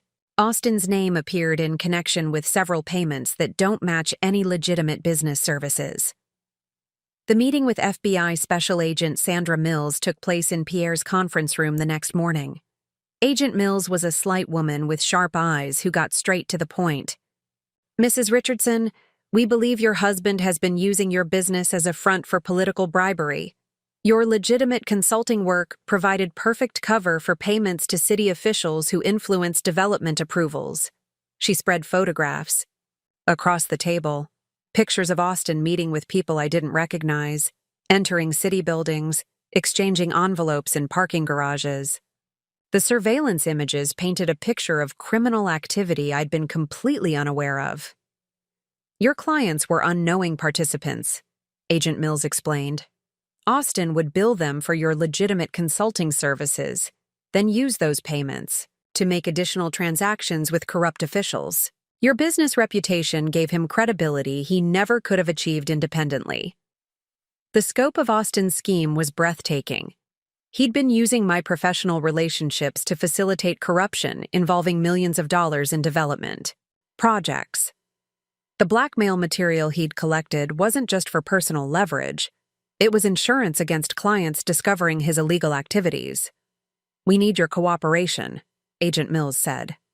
"You have access to financial records and communications that could help us prosecute not just Austin, but the entire corruption network he was part of." I thought about my clients, honest business executives who'd trusted Richardson Communications to help them navigate legitimate regulatory challenges. Austin had turned their good faith into criminal conspiracy without their knowledge. "What do you need from me?" Agent Mills smiled. "Everything. Every document, every email, every financial record you can provide. Your husband thought he was using your business to protect himself. Instead, he created the perfect evidence trail to convict him." Over the next week, I worked closely with the FBI to understand the full scope of Austin's criminal network. What I discovered was stunning in its sophistication and scope. Austin had identified development projects where environmental or zoning approvals were uncertain, then approached city officials with offers to facilitate favorable decisions. He'd use my business as a conduit for payments, disguising bribes as consulting fees for services my company never actually provided. The genius of his scheme was how it exploited my reputation. City officials trusted that payments from Richardson Communications were legitimate because my business had an established track record of ethical consulting work. My good name had been his criminal shield. "Your husband generated approximately $2.3 million in illegal payments over 18 months, Agent Mills told me during one of our sessions. He kept detailed records because he thought they proved legitimate business activity. Instead, they provide perfect evidence of systematic corruption. But Austin's downfall had been his greed and impatience. The Italy trip wasn't just about pursuing his online romance, it was his exit strategy. Federal investigators had been closing in on the corruption network, and Austin had realized he needed to escape before indictments were issued. He probably planned to liquidate your business assets and disappear permanently, Agent Mills explained. The hospital abandonment gave him the perfect cover story. He could claim you'd suffered a mental breakdown and needed to be relocated for treatment while he cleaned out your accounts. Instead, his abandonment had given federal investigators access to evidence they'd been struggling to obtain. By leaving me alone with our shared digital life, Austin had handed law enforcement everything they needed to destroy his criminal network. The breakthrough moment came when Agent Mills showed me bank routing information that proved Austin had been stealing from my business for far longer than I'd realized. The federal investigation had uncovered financial records I'd never seen, documenting systematic theft dating back to the beginning of our marriage. He wasn't just using your business for recent corruption, she said. He's been embezzling from your accounts almost from the day you got married. The total amount approaches $400,000. $400,000. Austin had stolen nearly $500,000 from me while convincing me I was financially dependent on his support. The money had funded his double life, his criminal activities, and his preparation for abandoning me. But the most shocking revelation came when Agent Mills explained the scope of the federal case. Austin wasn't a minor player in a small corruption scheme. He was a central figure in a network that had influenced millions of dollars in development decisions across 3 states. Your husband was planning to testify against other conspirators in exchange for a reduced sentence, Agent Mills told me. That's another reason he needed to relocate you to Los Angeles. Federal witnesses often have to move their families for protection. Austin had been preparing to enter witness protection, taking me with him under the guise of my mental health treatment. I would have been relocated against my will, isolated from any support system, and forced to live under a new identity, while Austin served a minimal sentence for cooperating with prosecutors. He never intended to protect you, Agent Mills said grimly. He intended to use you as cover for his own survival. But Austin's plan had a fatal flaw. By abandoning me before the federal investigation concluded, he'd lost his only leverage with prosecutors. Without a family to relocate and protect, Austin was just another criminal facing decades in prison. The indictments will be unsealed tomorrow, Agent Mills told me as our meeting concluded. Austin Richardson will be arrested the moment he returns to U.S. soil. And Mrs. Richardson, you're going to be our star witness. Austin thought he'd been using my success to protect his crimes. Instead, he'd created the evidence that would destroy him completely. The federal investigation transformed my life in ways I hadn't anticipated. What began as a personal quest for justice against Austin became my participation in exposing a corruption network that had influenced Denver's development landscape for years. But with this new role came challenges that tested everything I'd rebuilt since Austin's abandonment. Agent Mills contacted me 3 days after our initial meeting with urgent news. Austin is trying to return to the United States, she told me. Over the phone. He's booked a flight from Rome to Denver arriving tomorrow afternoon. We need to accelerate our timeline. My stomach dropped. I wasn't ready to face Austin yet. Despite 6 weeks of building independence and strength, the thought of seeing him again triggered panic I thought I'd overcome. What does this mean for the investigation? I asked, trying to keep my voice steady. It means we arrest him at the airport and you become even more crucial to our case. Austin will likely try to contact you once he's in custody. We need you to be prepared for that conversation. Pierre joined me at the FBI field office the next morning for a briefing that would prepare me for Austin's return. The conference room felt surreal. Federal agents explaining how my husband's arrest would unfold while I tried to process that the man I'd once loved was now a fugitive returning to face multiple felony charges. Austin doesn't know about the federal investigation, Agent Mills explained. He thinks he's returning to deal with your divorce proceedings and the civil fraud allegations. When he's arrested, he'll be completely blindsided. The irony wasn't lost on me.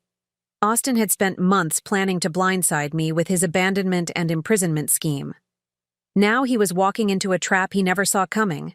But the FBI's plan required my active participation in ways that challenged my newfound strength.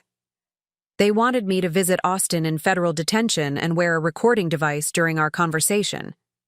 "He'll try to manipulate you," Agent Mills warned. "He'll claim everything was a misunderstanding, that he was protecting you, that the federal charges are based on false information. We need you to let him talk while we record his admissions." The thought of facing Austin while secretly recording him felt like a betrayal of everything I'd rebuilt. For 6 weeks, I'd been establishing authentic relationships and honest communication. Now I was being asked to engage in the kind of deception Austin had specialized in. Pierre sensed my hesitation. "Gracie, this isn't about becoming like Austin. This is about ensuring he faces consequences for what he's done to you and others. Your participation could prevent him from manipulating other victims." That perspective helped, but it didn't eliminate my anxiety about seeing Austin again. Despite everything I'd discovered about his betrayal, part of me still remembered the man I'd thought I'd married. Would I be strong enough to maintain my resolve when faced with his charm and manipulation? The test came sooner than expected. Austin was arrested at Denver International Airport at 3:47 p.m. on a Tuesday afternoon. By Thursday morning, his attorney had arranged for him to call me from federal detention. I was in my home office when the phone rang, working on a crisis communication strategy for a client dealing with regulatory scrutiny. The irony of that timing wasn't lost on me. "Gracie?" Austin's voice sounded smaller than I remembered, uncertain in a way that was completely foreign to the confident man who'd abandoned me. "Thank God you answered. I don't understand what's happening. They're saying I've committed federal crimes. But this is all a mistake." Hearing his voice triggered a complex mix of emotions: anger, betrayal, but also an unexpected pang of loss for the relationship I'd thought we'd had. I had to remind myself that the loving husband I mourned had never actually existed. "Where have you been, Austin?" I asked, following the script Agent Mills had provided. "You left me at the hospital and disappeared for 2 months." I know, and I'm so sorry about that. I was confused, scared about our marriage, and I made a terrible mistake. But Gracie, these federal charges are insane. They're saying I was involved in political corruption, that I was using your business for illegal activities. His denial was so complete, so convincing, that I almost questioned what I'd learned about his crimes. This was Austin's greatest talent, making his victims doubt their own perceptions even when confronted with overwhelming evidence. "I've seen the financial records, Austin. I know about the payments to city officials, the bribes disguised as consulting fees. Those weren't bribes." His voice took on the reasonable, explanatory tone I remembered from our marriage. "Those were legitimate consulting arrangements. Some of the work was confidential, which is why I didn't involve you directly. I was trying to protect you from potential liability." Even now, facing federal charges, Austin was trying to position his criminal activity as protection for me. The manipulation was so reflexive, so automatic, that I wondered if he even recognized he was doing it. Protect me by using my business license to commit crimes without my knowledge? "Gracie, you have to believe me. I never meant for any of this, to hurt you. Everything I did was to build a better future for us. The FBI is twisting legitimate business activities to look criminal." The conversation continued for 20 minutes, with Austin alternating between denials, explanations, and attempts to manipulate me into believing his version of events. Throughout it all, the recording device captured every word, every attempt at gaslighting, every lie. When I finally hung up, I felt emotionally drained, but also strangely empowered. Austin's manipulation had no effect on me anymore. I could hear his techniques clearly now, recognize his patterns, understand how he'd controlled me for so long. Agent Mills reviewed the recording with satisfaction. "This is exactly what we needed. Austin just denied knowledge of activities we have documented evidence he orchestrated. His attempts to manipulate you into supporting his version of events will help establish his pattern of deception. But real test of my transformation came that evening when Austin's mother called. Margaret Richardson had always been critical of me, never believing I was good enough for her successful son. Now she was demanding I recant my cooperation with federal investigators. "You're destroying my son's life out of spite," she accused. "Austin made a mistake leaving you at the hospital, but this vindictive campaign has gone too far." The old me would have wilted under Margaret's criticism, would have questioned whether I was being too harsh on Austin. But the woman I'd become responded with calm certainty. "Margaret, your son committed multiple felonies. He stole from my business, committed identity fraud, and participated in political corruption. He's facing consequences for his choices, not my vindictiveness. He was trying to build a good life for both of you. He was planning to have me declared mentally incompetent and imprisoned in a psychiatric facility so he could steal my business. That's not building a life together. That's destroying mine for his benefit." Margaret hung up on me, but I felt only relief. Austin's family had always made me feel inadequate, unworthy of their son's attention. Now I understood that their golden boy was a criminal, and their criticism carried no weight with me anymore. The challenges were far from over, but each test only confirmed that the woman Austin had abandoned was gone forever. 4 months after Austin's arrest, his federal trial was approaching, and I was preparing for the most difficult confrontation of my life. Not just testifying against him in court, but facing the man who had systematically destroyed every aspect of my trust and independence. Pierre and Agent Mills had spent weeks preparing me for this moment, but nothing could really ready me for seeing Austin again in person. The federal courthouse in downtown Denver felt imposing as I walked through security on the morning I was scheduled to testify. Pierre accompanied me, carrying folders of evidence that would support my testimony. After months of phone calls and recorded conversations, I was finally going to face Austin directly and tell the truth about what he'd done. "Remember," Pierre said as we waited in the witness preparation room, "you're not the same woman he abandoned at the hospital. You've rebuilt your business, exposed his crimes, and helped federal investigators dismantle an entire corruption network. He has no power over you anymore." But when the bailiff called my name and I walked into the courtroom, seeing Austin at the defendant's table still hit me like a physical blow. He looked smaller than I remembered, wearing an ill-fitting suit and an expression of defeat I'd never seen before. For a moment, the man I'd once loved was visible beneath the criminal he'd become. Austin's eyes met mine as I was sworn in, and I saw a flicker of the old manipulation, a look that said, "Remember us. Remember what we had. Remember that you once loved me."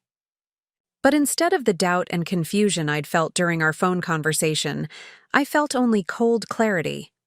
The federal prosecutor, a sharp woman named Sarah Chen, began my testimony by establishing my credentials and the scope of Richardson communications. As I described my business and professional background, I could see Austin's defense attorney preparing to attack my credibility. "Mrs. Richardson," Prosecutor Chen continued, "can you tell the court about your marriage to the defendant and how he became involved in your business?"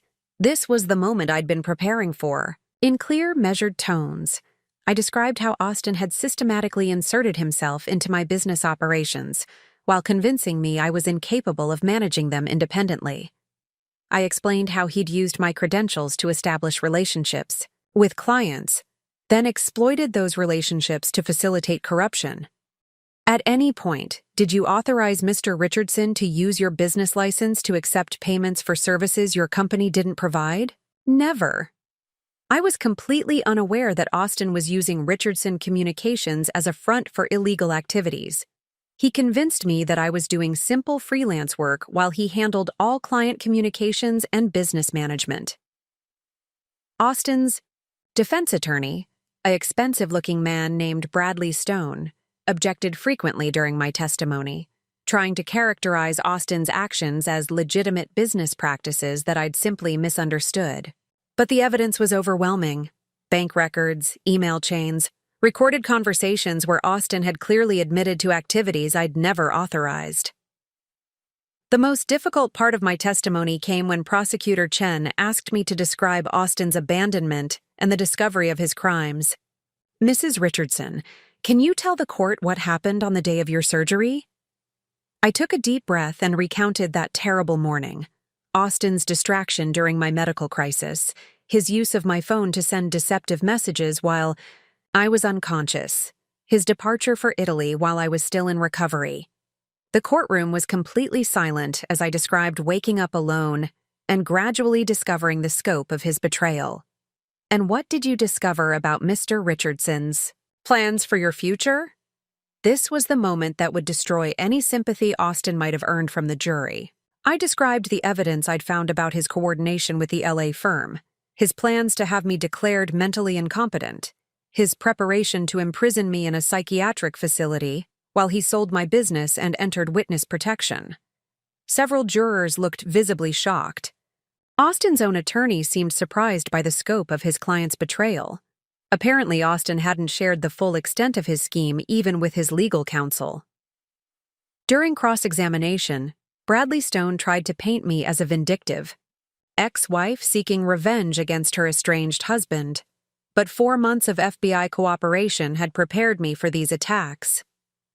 "Mrs. Richardson, isn't it true that you were angry about your husband's affair and used these federal charges to punish him?" "Mr. Stone, I discovered Austin's criminal activities before I knew about his affairs. My cooperation with federal investigators is based on evidence of fraud, embezzlement, and corruption, not personal grievances." "But you stand to benefit financially from Mr. Richardson's conviction, don't you?" "I stand to recover assets that were stolen from me through identity fraud and embezzlement. That's restitution for crimes committed against me, not profit from revenge." Stone's attempts to discredit me only highlighted the strength of the case against Austin. Every question he asked gave me another opportunity to describe Austin's systematic deception and criminal activity. The most powerful moment of my testimony came when Prosecutor Chen asked me to describe the impact of Austin's crimes on my life. For 3 years, I believed I was in a loving marriage with a supportive partner. Instead, I was being systematically deceived, isolated, and prepared for imprisonment by someone who was stealing my professional success to facilitate political corruption. Austin didn't just commit crimes against the city of Denver. He committed crimes against me personally, using my trust and love as weapons against my own freedom. When I finally stepped down from the witness stand, I felt a weight I'd been carrying for months finally lift from my shoulders. I had told the truth, completely and publicly, about what Austin had done. There was no going back, no possibility of reconciliation, no chance that his manipulation could work on me again. But Austin wasn't finished. As I walked past the defendant's table toward the courtroom exit, he leaned toward his attorney and whispered something urgent. Stone immediately requested a brief recess. "Mrs. Richardson," Stone approached me in the hallway outside the courtroom. "My client would like to speak with you privately. He says he has information that might help both of you." Pierre shook his head immediately. "Absolutely not. Austin has nothing to offer except more manipulation." But I surprised myself by agreeing to the meeting.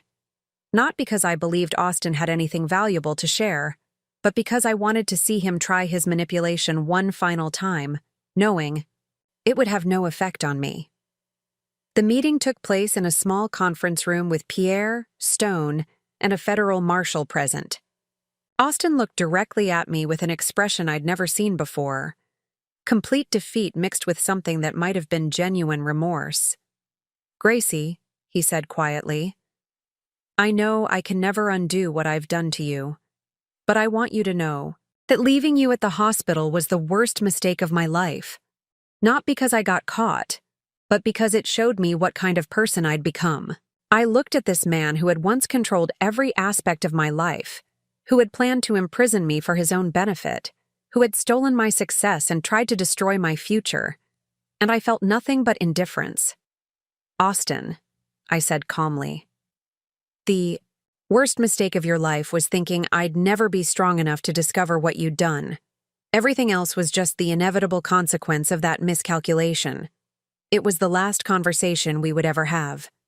And for the first time in our entire relationship, I had the last word.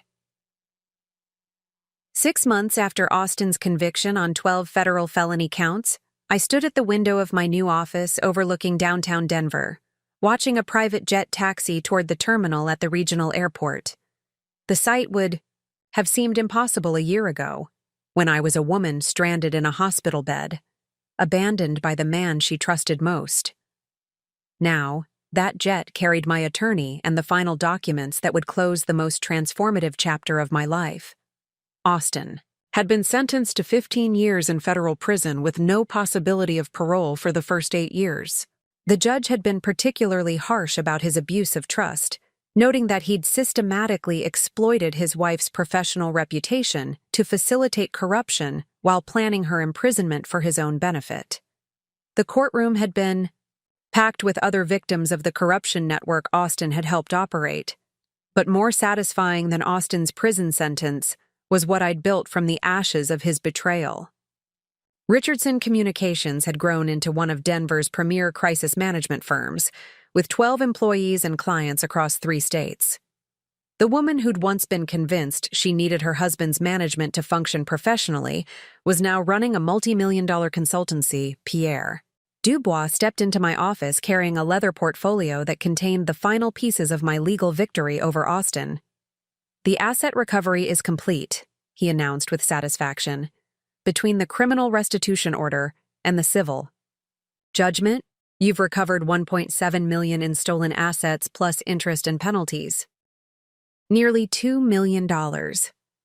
Austin had stolen from me systematically for 3 years, but the federal investigation had uncovered accounts and investments I'd never known existed. His criminal activities had been profitable, but not profitable enough to compensate for his eventual downfall." "What about the house?" I asked, though I already knew the answer. "Yours completely, with a clear title. The mortgage that Austin fraudulently refinanced has been voided, and you own the property, free and clear." Pierre smiled. "Of course, I understand you're not planning to keep it." He was right. I'd already accepted an offer on the Cherry Creek house where Austin had deceived me for 3 years. Every room in that place contained memories of his manipulation, and no amount of redecorating could cleanse the psychological contamination. The sale would close next week, netting me enough to purchase the downtown loft I'd been renovating as both my residence and expanded office space. But the most important resolution hadn't been financial or legal. It had been personal. The private jet at the airport carried someone who represented the future I was building, rather than the past I was escaping. Agent Mills knocked on my office door, her expression mixing professional satisfaction with personal warmth. Over the months of working together, she'd become more than a federal contact. She'd become a friend who'd witnessed my transformation from victim to victor. "The corruption investigation is officially closed," she reported. "Austin's testimony helped us convict 6 city officials and 4 other business operators. The total impact of the network you helped us expose was over $12 million in fraudulent contracts and bribes. $12 million in corruption that had influenced Denver's development for years. Austin had been a central figure in a conspiracy that had affected thousands of residents through manipulated zoning decisions and fraudulent contracts. My decision to cooperate with federal investigators hadn't just recovered my stolen assets. It had helped clean up an entire system. There's something else, Agent Mills continued. The FBI director wants to present you with a Citizens Award for your cooperation in the investigation. Your willingness to wear recording devices and testify against Austin provided crucial evidence we couldn't have obtained otherwise. An award from the FBI. The woman Austin had planned to have declared mentally incompetent was being honored by federal law enforcement for her courage and competence. The irony was so perfect, I almost laughed. My phone buzzed with a text message. That made me smile. Taylor, my friend from Portland, was confirming her flight details for tomorrow's celebration. After 3 years of isolation engineered by Austin, I'd rebuilt a network of genuine friendships with people who supported my success rather than trying to control it. The celebration wasn't just for my legal victory. It was for the launch of Richardson Communications' new division specializing in helping abuse survivors rebuild their professional lives. Working with Agent Mills had introduced me to other women who'd been exploited by manipulative partners, and I'd discovered my skills in crisis communications translated perfectly to helping victims navigate the legal and business challenges of escaping control. "You've created something remarkable here," Agent Mills said, gesturing toward the office where my team was preparing presentations for new clients. "Austin thought he was using your abilities to protect his crimes. Instead, he accidentally created the foundation for something much more important." She was right. Without Austin's systematic fraud, I never would have discovered my own capabilities or built the independence that now defined my life. His betrayal had been the catalyst for a transformation I could never have achieved while constrained by his manipulation. But the day's most significant moment came when my assistant announced that Bill Morrison from Pinnacle Property Group was on the line with news about our latest project. "Gracie," Bill said when I picked up the phone, "the City Council approved the Riverside Commons development unanimously. Your crisis communication strategy turned every potential opponent into a supporter. The project you managed has become the model for how development should be done in Denver." Riverside Commons had been the controversial project that launched my independent consulting career. Under Austin's management, it would have been handled with his typical approach of behind-the-scenes manipulation and potential corruption. Instead, I'd used transparent communication and genuine community engagement to build support for responsible development. "There's more," Bill continued. "3 other cities have contacted us about hiring Richardson Communications for similar projects. Your approach to ethical development consulting is attracting attention nationally." Up next, you've got 2 more standout stories right on your screen. If this one hit the mark, you won't want to pass these up. Just click and check them out. And don't forget to subscribe and turn on the notification bell so you don't miss any upload from us.